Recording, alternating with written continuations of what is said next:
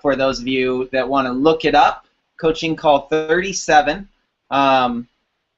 I talked about counterbalance, and we went into a lot of detail on the concept of counterbalance, which, if you're new to counterbalance, is just the idea that we can stand on our own balance, and we can hold on to a partner, right? We can hold on to a partner here, and be on our own balance. So if we let go of the partner, then we're still in the same spot. Or counterbalance is when we actually put our weight past where our standing foot is, and then if we were to let go of our partner, we would actually move in some direction. And if you want to see my whole body, again, right, I'm putting my weight in counterbalance, I'm putting my weight past where my standing foot is. So my weight behind it, so that if I let go, I go backward. Or I could put it forward past that standing foot. So if I let go, I move forward. So they commented there was something missing for them, and that's that I did not cover elasticity, right? And they said what makes West Coast Swing and many other dances work is the elastic tension created as dancers move apart, and the subtle and not so subtle release of tension as they come back together. And so this is a really important thing for me. There's a reason why I don't cover elasticity when I'm working on counterbalance, and it's really important to me in order to make every dance amazing. And honestly, I know what he's talking about, because elasticity is wonderful, and all my teachers taught elasticity in a lot of concepts that they were working on. But the thing is, that starts to create style. Like, there's a lot of things that he's saying just in that sentence that clearly show that he's used to a style of dance, a way of moving, rather than learning how to move based on your partner. So let's go into what I mean by that.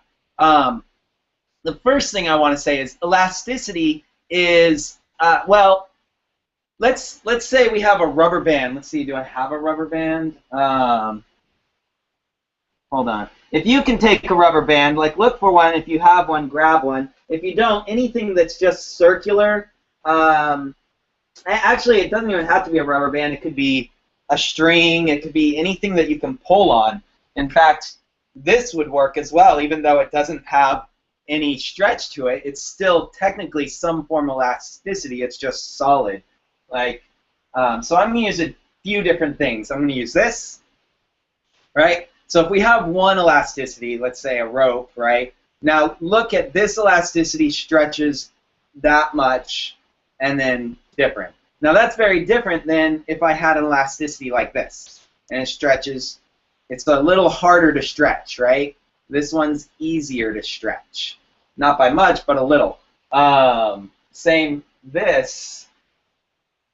This is a much smaller elasticity, right? So we'll call this like 1 elasticity, 2 elasticity, and 0, right? 0 elasticity. And so I want to point out that when we dance, elasticity is not something that you have or you don't have, right? And that's something that a lot of teachers, they teach, oh, you should be elastic. And yeah, but how much elasticity? Shouldn't you have the same amount of elasticity as your partner? And if we're going to go into that, I think we should go into enough detail to really explore all the different elasticities that we can have, right? So for me, to put that in with counterbalance, first off, it'd be inaccurate to just say, well, you're elastic or you're not. Right? That would, to me, be an inaccurate statement. It'd just be amounts of elasticity that you have. I guess you could say, technically, there's a 0 or there's a 1,000, you know, or anywhere in between. So you could say 0 is nothing and anything else is having it, but you're still, what's the point of having someone be one elasticity of 1 and another person an elasticity of 1,000? They're so far off, you might as well have 0 and 1, right? It's gonna be too different. So for me, the elasticity, now if I were to break down elasticity is the degree of tension in between the bodies and how the speed at which it increases in tension and decreases in tension, right? So if we look at my fine-tuning connection class, the one where we just stand and we press against someone else's body, if this is a person, and I press against them, and I press harder and harder, or I relax and press less, the faster I press against them and the faster I release, that's an acceleration of elasticity, right? It's going from 0 to 1,000 and back in a very short amount of time, versus if I slowly engage. Everybody, if you can just press against, if you're sitting in a chair or anything you're sitting in or standing next to, just press against it slowly, right? And then slowly release. That's another form of elasticity, right? It's going from 0 to 100 at over 5 seconds and back, right? And then different, like if we take a rubber band and we go like this and then we just release it, it has its own natural elastic return rate, right, that it comes back to. By the way, I'm trying to have you guys actually do things. Like I'm going to tell you, try this out with me. And it might seem silly to, just press against the chair or something like that. But you might find that some of you are kinesthetic learners, and that just by doing something as simple as pressing against a chair or even pressing against your own arm, it puts it in your mind. It makes you remember it a little bit more.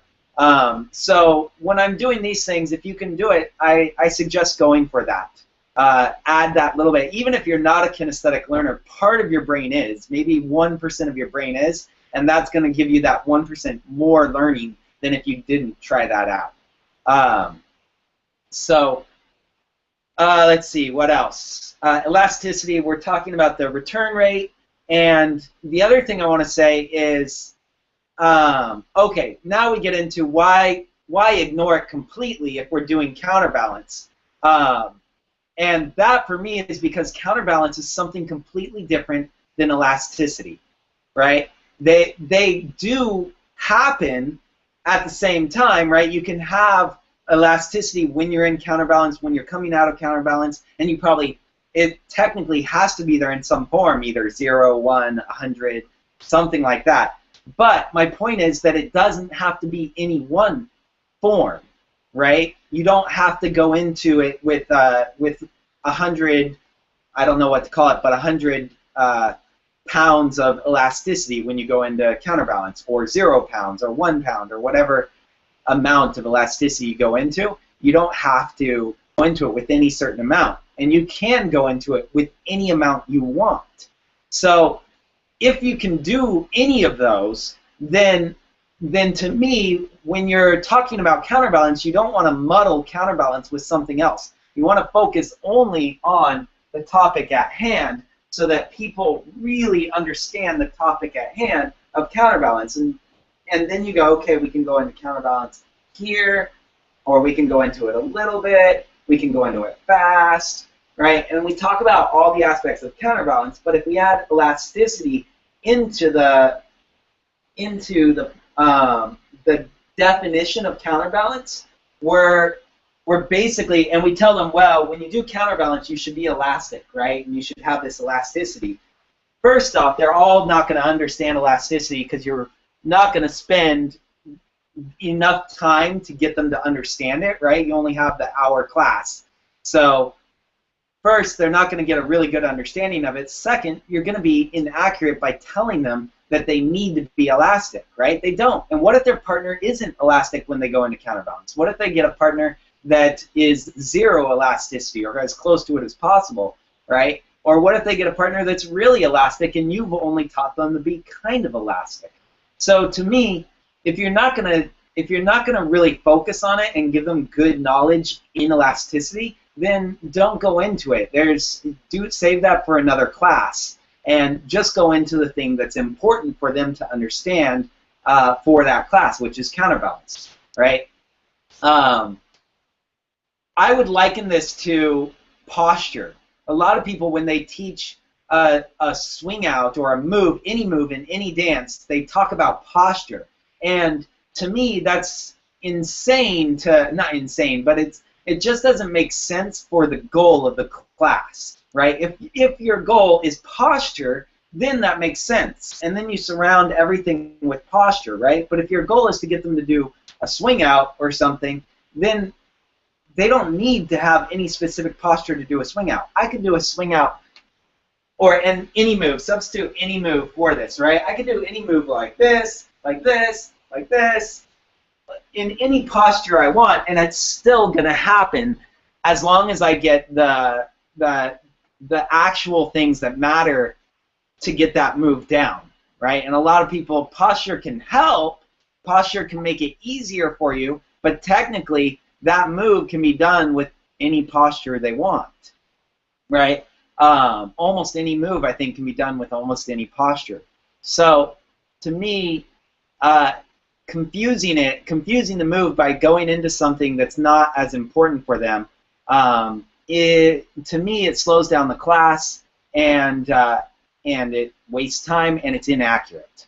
And this is something that happens all the time because people aren't focused on how to have an amazing dance with their partner. They're focused on how to do their style of dance, right? If you think about it, if I have a style of dance and I want to do a counterbalance, then it has a certain form of elasticity that I've seen many times. And that makes people, so that's what I want people to do, is my style. But if I'm thinking about my partner, then it doesn't matter what elasticity I have, it matters what elasticity they have, right? So I can't tell them they should have X, Y, or Z, I just have to go with what do they have, right? And experience that. Now, if I'm doing a class on elasticity, then yes, I want to give them all the variations of it and give them the positive and negative of having elasticity more or less, right? But that's, to me, just a separate thing. If there's any questions on that, I'll take them. I think I see some people already adding some stuff. Let's see. Andy says, when dancing as a lead, I periodically develop muscle soreness in my right shoulder and upper arm. Right shoulder and upper arm. It's especially pronounced with heavy followers, of course. I also especially notice it when dancing blues, which is often in a closed position. One instructor advised me to hold my right arm at an angle, hands significantly higher than the elbow.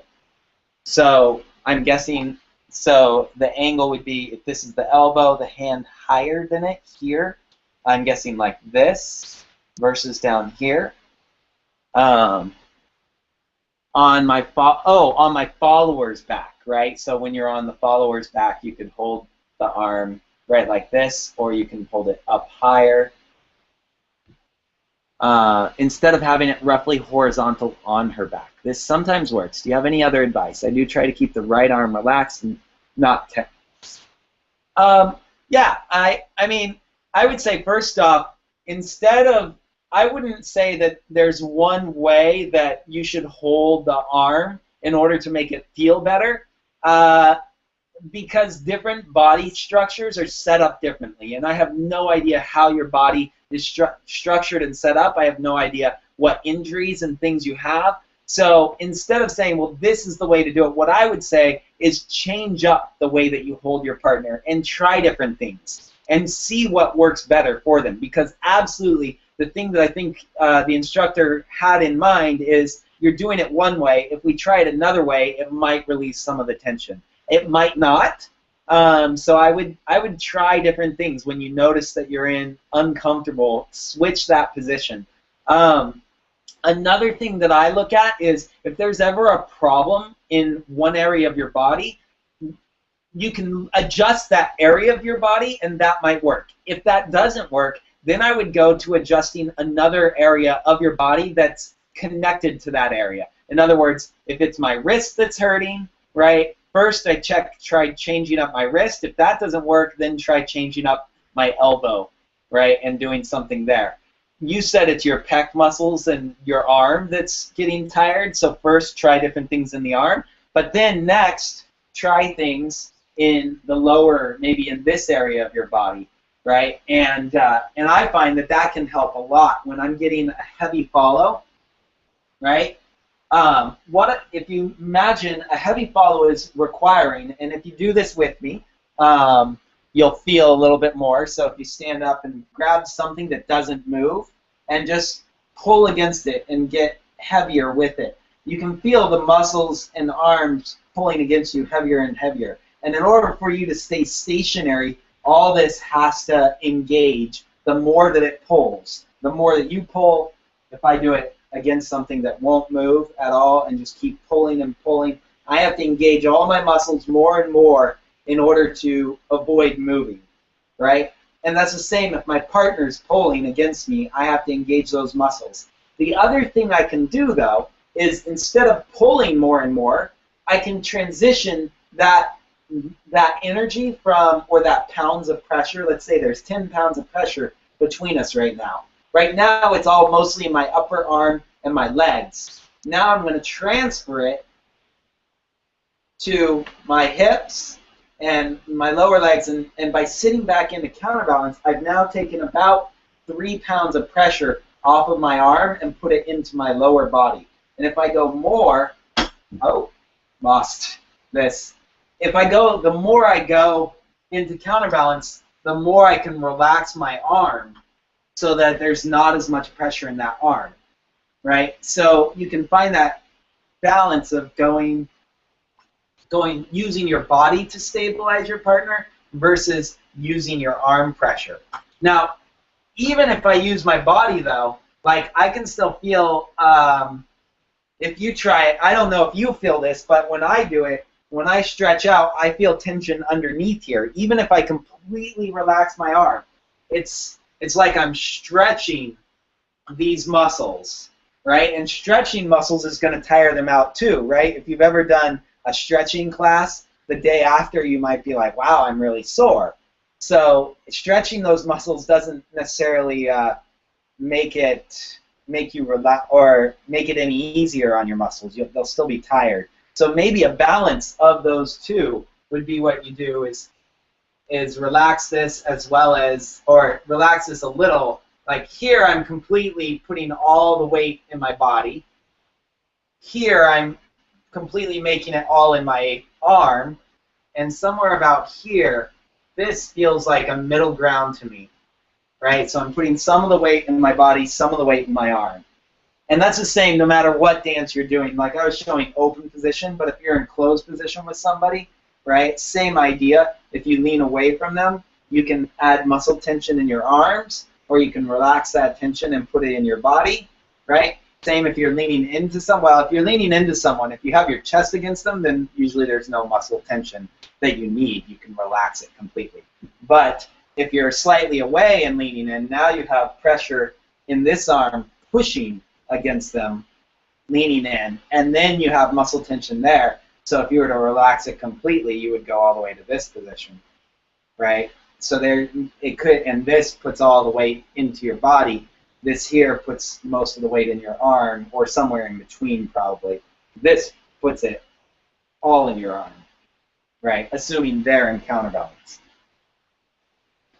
So, one other thing I would say, though, is you can also avoid letting them get into those heavy positions. It's going to change up what moves you want to do. But if I'm moving, if I'm leading someone or following, it doesn't matter. If I feel a certain amount of pressure, I can always choose to move instead of to match that pressure or increase that pressure. So let's say my partner is trying to get 5 pounds of pressure from me.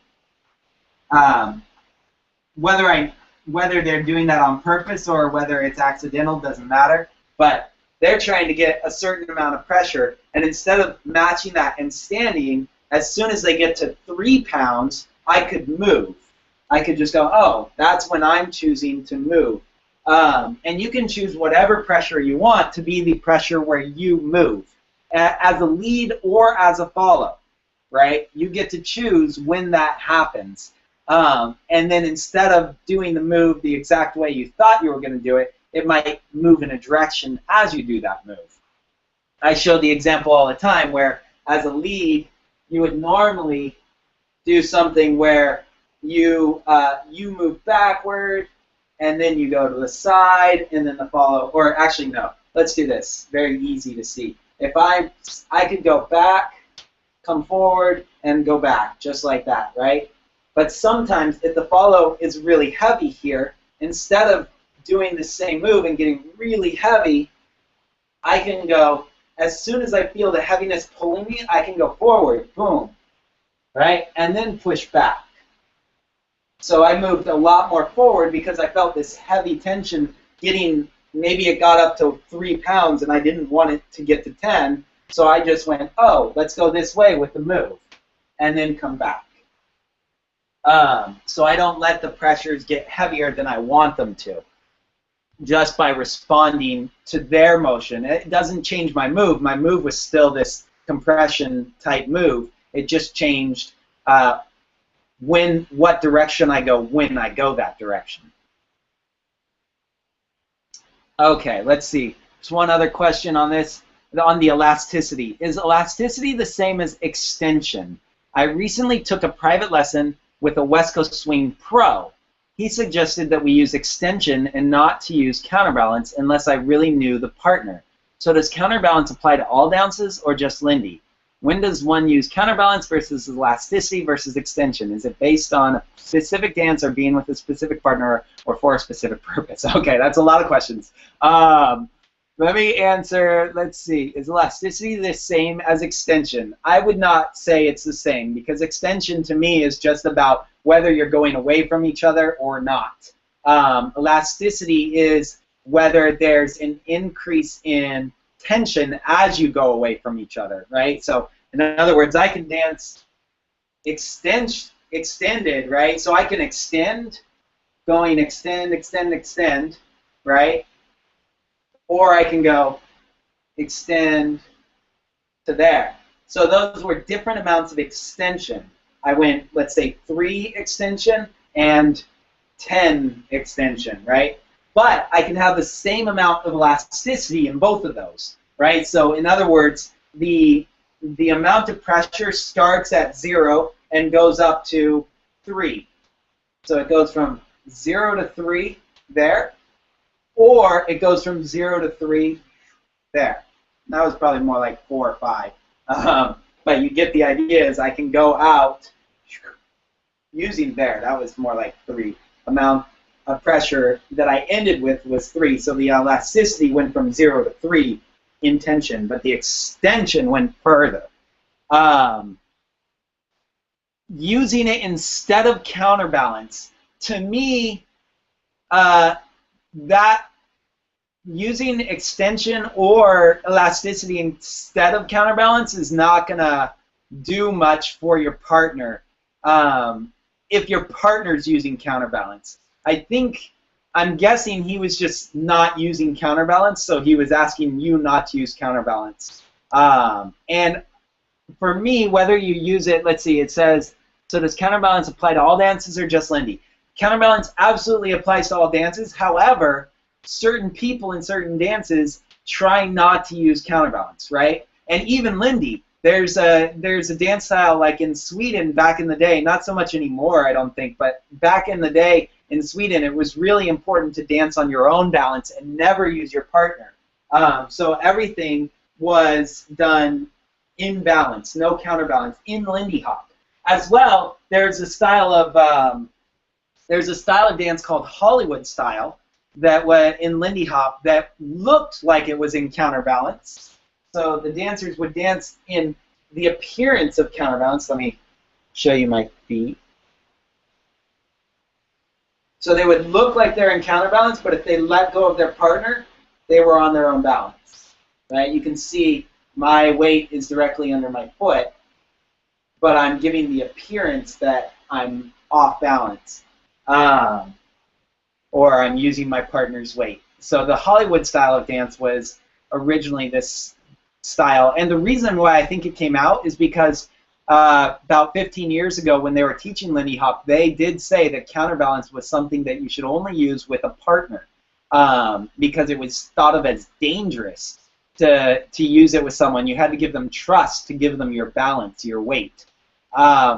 Since then, things have changed. Now there's Lindy Hoppers that do it in every style, or there's Lindy Hoppers that always dance in counterbalance. And to me, I would not say that you have to fall down if you're not in counterbalance. I would say that's just, to me, that's just counterbalance that's done in a way that's unnecessary. So if you look, oh, man, if I'm in counterbalance here, right, and if I do it and I use my legs and push and give pressure in my legs so I have a upward feeling like I'm going to walk somewhere, right, and if you do this as well, sit into it and really just push up like you're going to walk somewhere.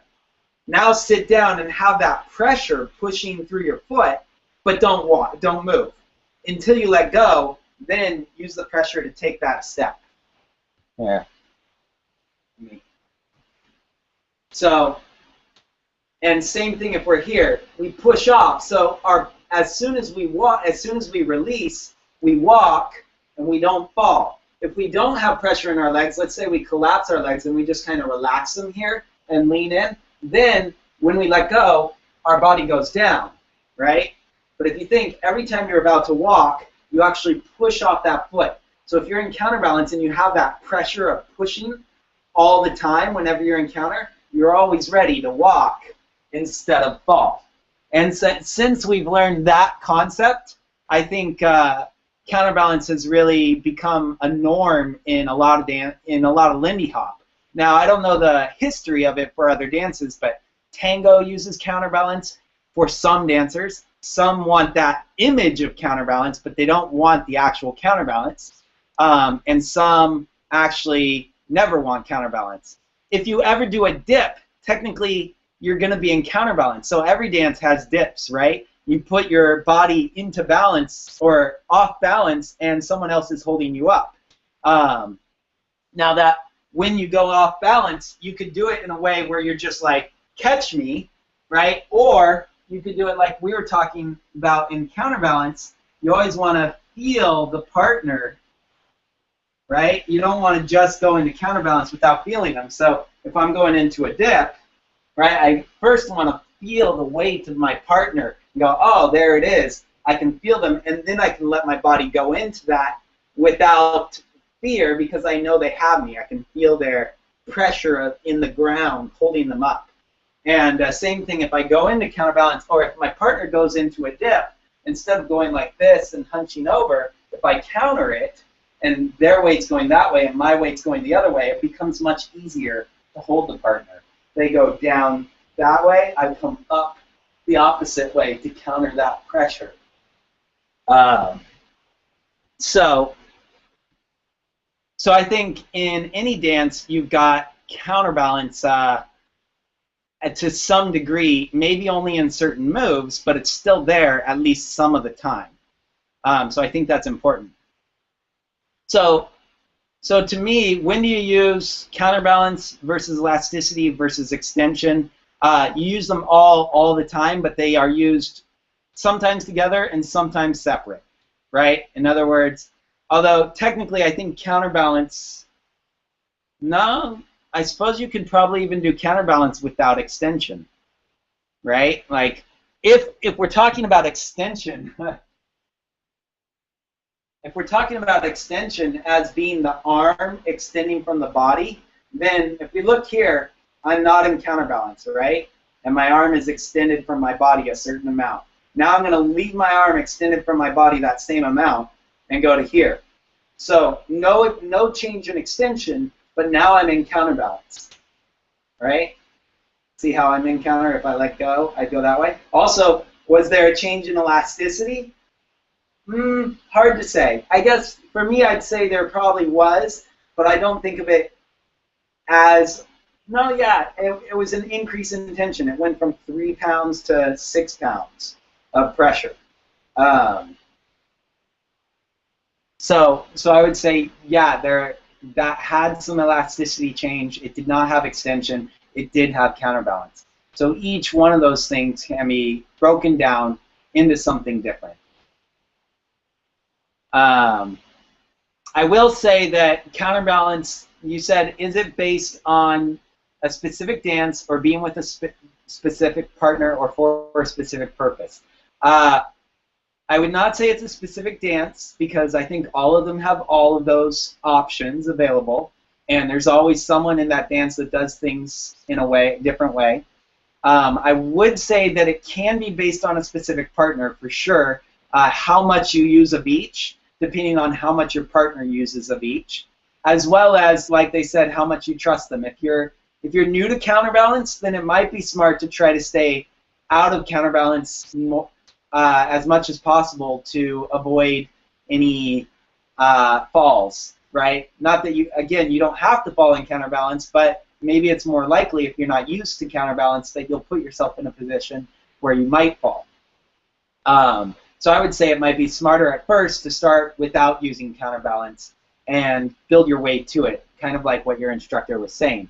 And then I think each one of those absolutely is used for a specific purpose. Elasticity is used for this kind of boingy feeling, and also, like if you imagine, if you create a rubber band, it springs back really easily, right? If you stretch a rubber band. So if we use elasticity in our dance, it allows us to get these nice, like, feelings. If we don't use elasticity, it kind of creates this, like, just stop and block motion, which also can be really cool in dance if you're, if you're using it as a dynamic change, right? Like if you're always doing this, and then all of a sudden you go, that can look really cool and impressive. Same if you're always doing this, and then you go, that can also look really cool. So I would use these changes in whether you're being elastic or not. Same with extension. If you're always really close and you're moving really close and then all of a sudden you extend, right, that can look really cool. Or if you're always extending and contracting, or if you're always in counterbalance, using these or not using them for me is about creating a nice change in the look of your dance. And that goes for either partner as well. You know, as a follow, you might always follow your partner, whatever they're doing, and then all of a sudden, you know, a certain moment in the music comes where it's doing something that you want to play with, and you change it up. You do a different elasticity, a different extension, a different counterbalance to make it do something different in the music. That's where I would use them. Or musically, or just to connect with my partner differently. Like that, all three of those are used to match my partner, to make things go smoother because I'm looking at what are they doing, how do I match it. That usually makes things smoother. So those are some ways that you can use those. All right, I think we've talked about that. If there's any more questions, I'll give you another 30 seconds to add any additional questions on that topic. Otherwise, I'm going to move on.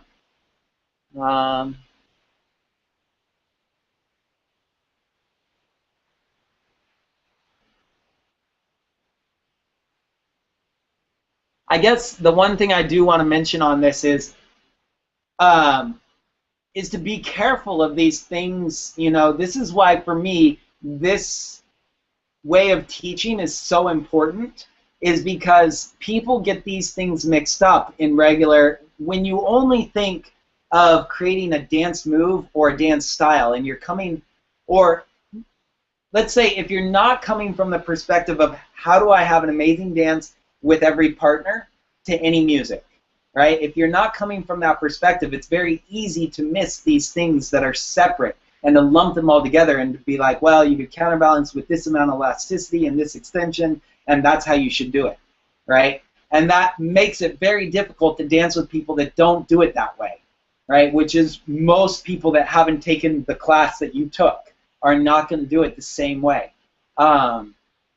So to me, I think it's really important when you take a class to look at it from the mindset of how do I make this possible with everyone to all music, right? And of course, like, you know, you might, if you're new at this, like, just keep coming to these classes where I'm talking about this stuff and listening, because I've been doing this for 15 years. I'll be able to give you guys insight towards how to do it more accurately. But but it's really easy when you take a class to get stuck in this idea of like, oh, this is the way it's done, right? And there's so many ways that it can be done. That might be a really efficient way. It might be a really fun way. I don't know, dynamic, but it's not the only way, and it's not the right way.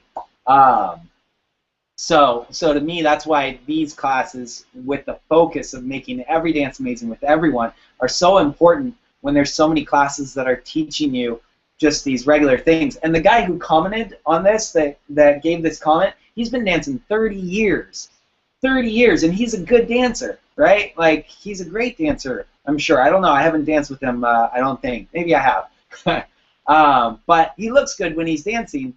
But when he's thinking about dance, he's coming from a perspective of not having thought about it, breaking it down in these ways to make sure that it works with everyone. Or even if he has, he missed some piece of the pie, which is very normal when you're taking so many classes that don't focus on this, right? So that's, for me, why this is so important and why I'm doing everything from this focus going, everything I teach has this focus starting as its starting point. Anyway, I don't see any other questions, so I'm going to move on to another comment from the same guy. He also talks about, I think you need to cover the fine points of change of momentum in counterbalance. That way that I get my partner to change direction in counterbalance is the way that I get my partner to change direction in counterbalance is to stay in place while slowly releasing the pressure. And again, that's another point that I'm making is like he's coming at it from such a way of this is how I do it that he doesn't see that there's so many different ways that are beautiful to do this, right? And that is one great way, but it's not the only way. Another way you can get your partner to change direction is not to release pressure, it's to keep the pressure. I have 5 pounds of pressure, and I'm keeping it, but I'm moving my body, as opposed to leaving my body where it is and releasing the pressure, right? Both ways to go about it, but different. And if you always teach, and he's asking me to teach momentum with counterbalance, and the problem is that confuses people and makes them think that they need momentum for counterbalance, and they don't, right? They don't need any certain specific type of momentum to go into counterbalance. And if they're taught that, they're going to need that when they come with partners. They're not going to know how to deal with it with a partner that doesn't do that.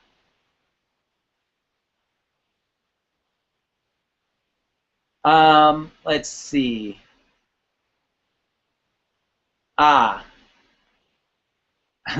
He says, Lindy is the NASCAR of dancing. As such, because of the internal dynamics, Lindy can be taught in the absence of music. And so he thinks that one of the things that's missing is that I should be teaching this stuff with music. And in some ways I agree with this, and in some ways I don't. I think if you can add music to a class, that's going to increase the enjoyment. Like, it brings the level of excitement up, even just kind of in the subtle background. So I do agree there. Music is great. It inspires people. It's fun. It's exciting. At the same time, he's talking about how music is it should make you move. Music should make you move. And this is something that I often say, like, a lot, so I get where he's coming from. Music, I wouldn't say should make you move, but, like, it can make you move. It can make you move. The reason why I don't say should is I don't like the word should. I feel like that that kind of puts us in this style, right? And we no longer can access other things when we think should. When we think can, then this is a possibility, but there's many other possibilities. So should and need are 2 words that I'm trying to delete from my vocabulary. I'm sure there's times where they might be valuable, but so far, most of the time, I'm using them in places where another word would be more appropriate and more effective for my partners and for me and for everyone I dance with. Anyway, so the thing that I want to talk about with this is one of the valuable things of not doing music is, for me, if you listen, making every dance amazing with any partner to any music. So sure, the music can inspire you and make the dance better, but at the same time, your partner is involved in the conversation when you're dancing. And so sometimes to me, it's more important to do what my partner wants or what is comfortable for my partner than what's musical, right? So sometimes, like in my classes, I'm usually focusing on one of maybe 3 different things. One thing is learning my own body and how it works so that I can adjust to my partner because I know my body better, right? The other is being able to connect to music and be more musical, and also that helps knowing my own body connects to music. And the third is connecting to my partner and really understanding my partner. And if I muddle that by being like, okay, but you should be musical, to me, those are 2 separate things that can combine, but they don't have to combine. You don't have to always be musical in order to match your partner. And sometimes it might not even be possible. I don't know. It might always be possible, but it certainly might not be easy to maintain musicality when you want to make your partner comfortable, right? In other words, it might be really musical to be really bouncy, right? That might be the more musical thing to do, but your partner might not be comfortable with it. So in order to balance, you might need to be less bouncy in order to make your partner feel comfortable. So for me, if I'm teaching a class where I'm really focused on giving you guys the ability to match your partner, then I'm probably not going to focus as much on the musicality aspect. I might add it in to add a little bit of playfulness and fun. Like if you're a beta tester and you do my counterbalance classes, you'll notice I might add in some music and I might actually ask you to be musical while you're doing it. But that's after I've got you guys to the point where you can match your partner and you're doing things with your partner, right? Then the musicality is a bonus on top of that, if our focus is to match our partner.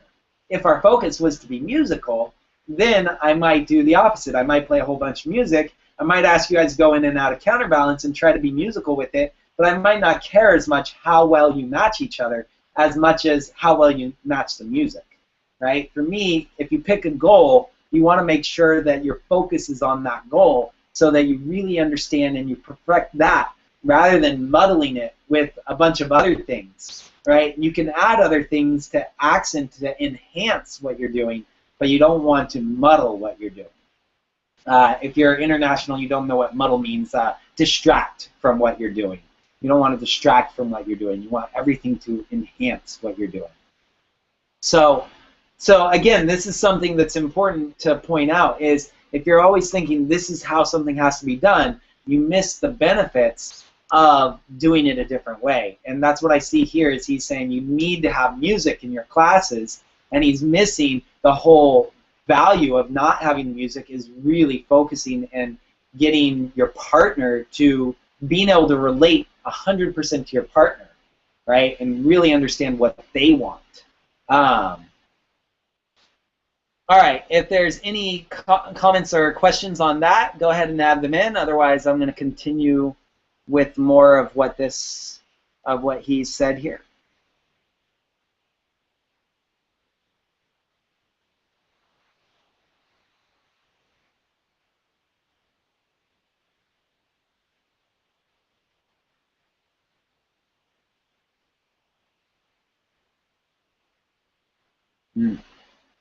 This is great. Like, this is so common, and this is what I think is really holding a lot of people back. So if you listen, he says,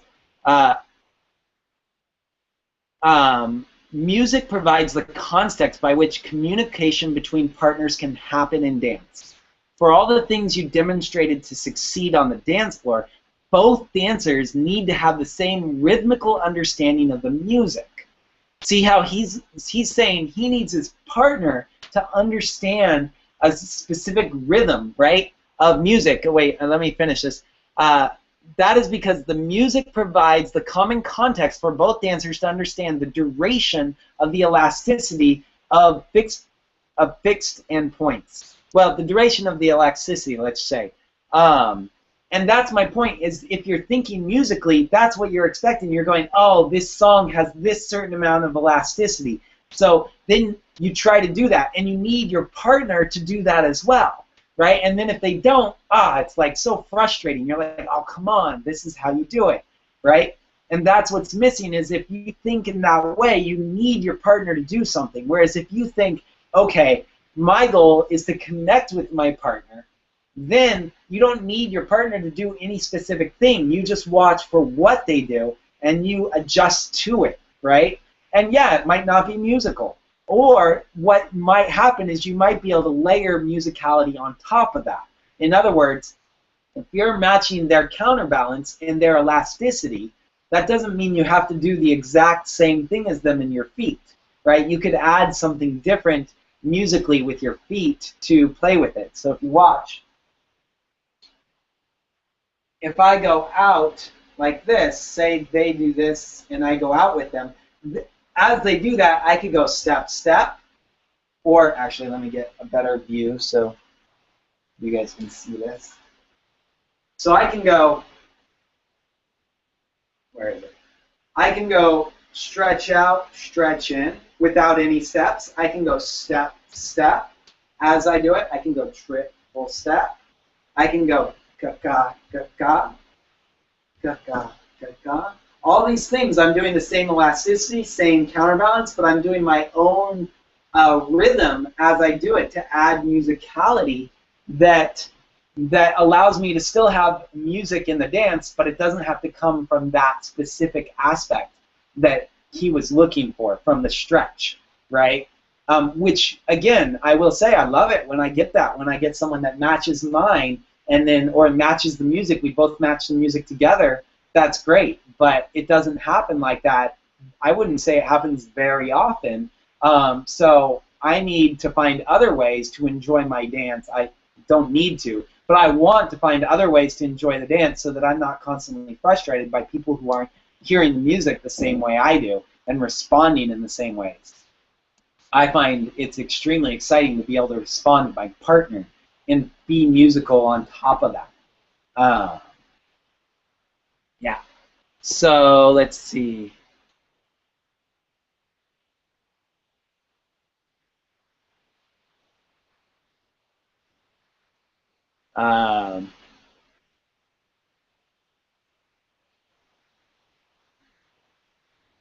Sorry, I'm laughing. He does have a rather morbid or a pessimistic viewpoint. He's saying that unless you address this, your students will not be able to replicate this in any meaningful way. They will feel awkward on the dance floor, and they will eventually abandon you as a teacher. I don't want to see this happen.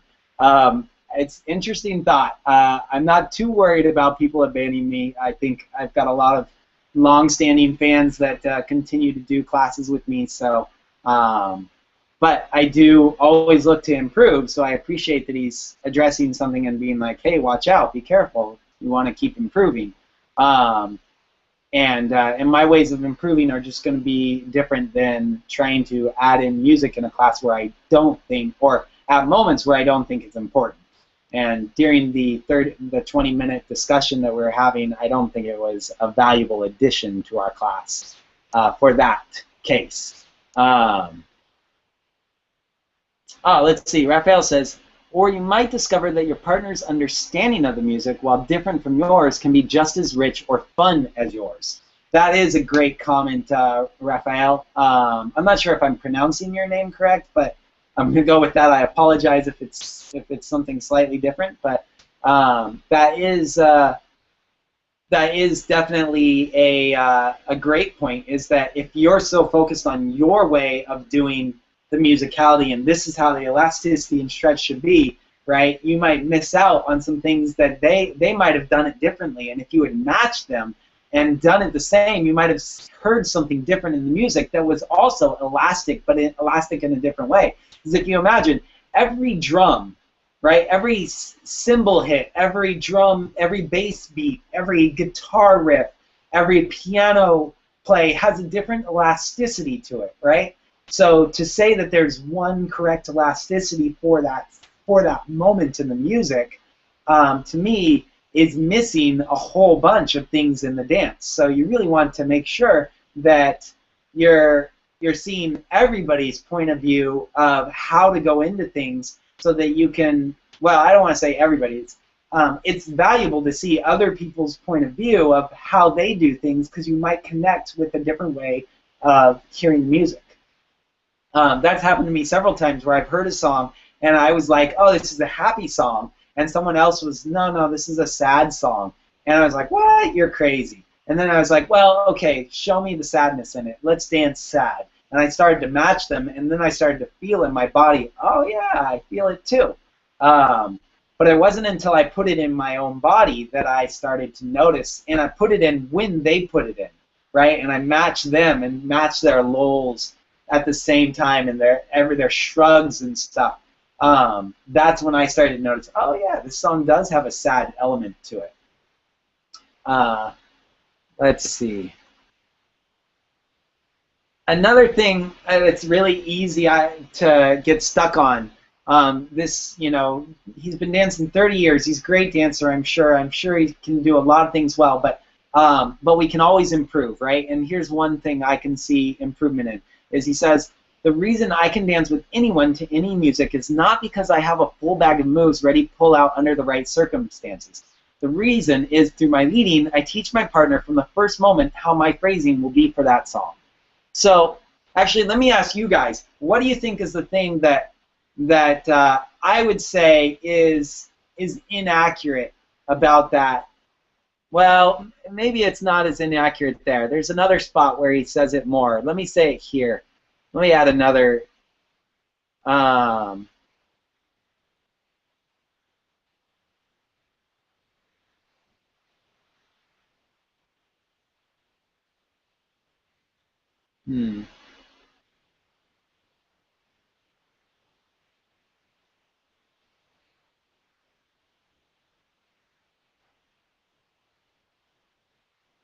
I don't see it in this conversation. Maybe it was a different conversation with him. There's something, I mean, it is in that statement, but it's not quite as strong there. But there's something that I feel is a little bit inaccurate, and also that's probably holding him back, the way he's thinking of things. Let me read it again. The reason I can dance with anyone to any music is not because I have a full bag of moves ready to pull out under the right circumstances. I just leave it at that. That's really, it comes in right there.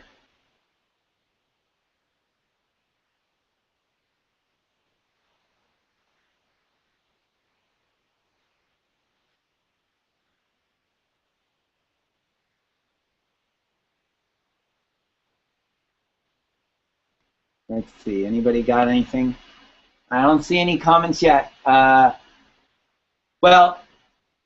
actually, there's a delay in this, so even if you do comment, my response should come after your comment if you're commenting now. The thing that I think is important to realize is it's not about being able to. Oh, here it is. I don't think of teaching my follow during a dance. I am more likely to learn from my follow, learn what she can do or what she wants to do. Now and then I do have success showing her something new, and that's awesome. That's a great point. That's not one I thought of, but that's definitely a great point, is when you're in a dance, it's not about teaching someone else. It's about dancing with them, right? It's about relating with them and understanding. At least for me, that's usually, and I don't want to say always, for sure, sometimes they want you to teach them. Maybe sometimes that's a good drill, is to be able to teach someone else something. It could be a good practice. But another great way to dance is to learn from your partner and to communicate together rather than having it one way. This is how we're going to do things. It could be a two-way conversation. So that's a great point. Well spoken, Andy. The thing I was going to point out is it's not about I can dance with anyone. The problem I have with this, not problem, but the thing that I see that's missing is if you think that you can dance with anyone to any music, right, then for me, there's something missing. Like, that's my goal. There's a difference between having a goal and being like, well, I can do that, right? And this is someone who's not taking classes from me or anything. He's done a few things here and there, free things, but when you think that, then there's no way to learn anymore, right? You're like, well, I can already do that. Whereas if that's your goal and that's what you're seeking to do, then it's just a matter of how well you do something. And that's for me. I'm not telling you I can already dance with anyone to any music. No, that's my goal. That's what I'm here to try to do and here to try to help you guys do. But I recognize that there's always things that I need or that I can keep learning to improve that goal. So it's not that I can do it. It's just that that's what I'm trying to do. And if this is like complete lack of ability to do it, and this is like perfect, can always do it every time, like I'm working, maybe I'm here and I'm working to go here, right? Or even if I'm here, I'm still working to go further towards being able to do that. So I think one thing I want to recognize is that, and a lot of the comments that I hear from them are these comments of like, this is what I know, and here's where you're making mistakes, as opposed to what can I learn to improve myself. And that's fine. Maybe his goal is to just help me. Maybe his goal is not to help himself.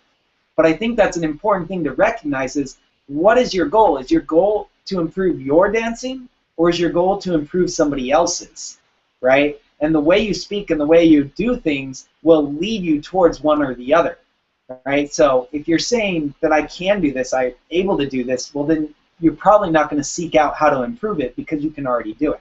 Whereas if you're saying that I'm trying to do this, this is my goal, then you're still on that path. You're still on the way to learn more. And to me, there's always more to learn.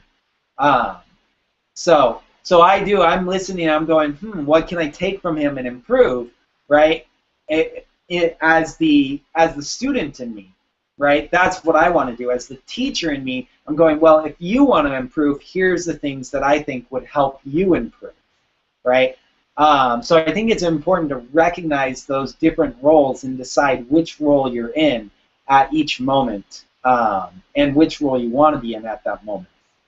So yeah, that's my thoughts there. Any other comments or questions on this are great. Otherwise, I think I'm done. And I do want to say, like, again, I'm not trying to be down on this person. I think this person is a great dancer from what I've seen. Obviously smart. This is someone that I've quoted before. They have great thoughts on dance. So there's no, like, yeah, I mean, I would love to take a class from this person. I'd love to sit down and talk with this person. He's been dancing 30 years. He clearly knows enough about dance to teach me a thing or two.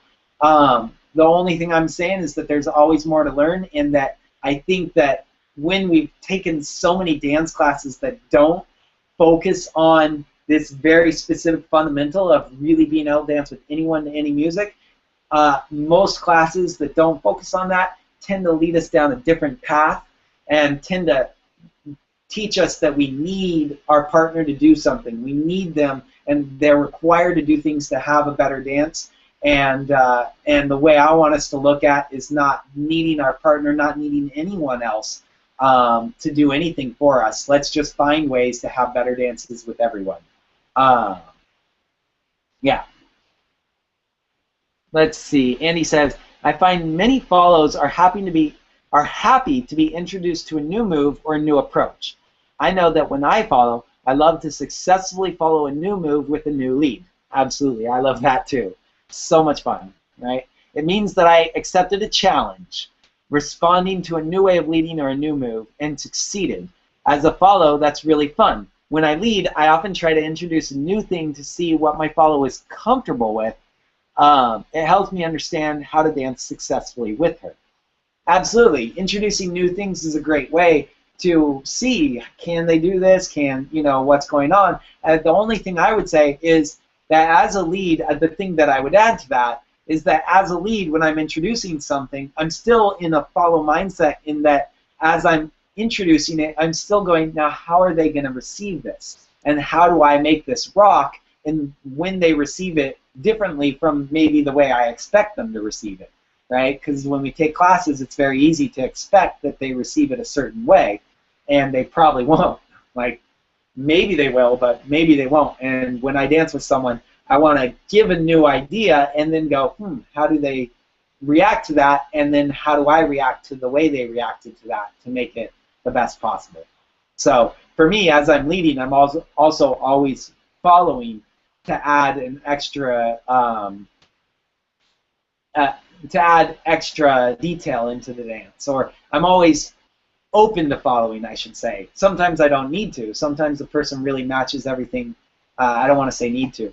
Sometimes it wouldn't benefit me to follow them. It wouldn't give any added bonus to follow them, but because they're following me so well that it just meshes, and I don't even have to think about that side of things. But I think it is important that I'm open to following, so that if it would benefit the dance for me to follow, I can go ahead and follow.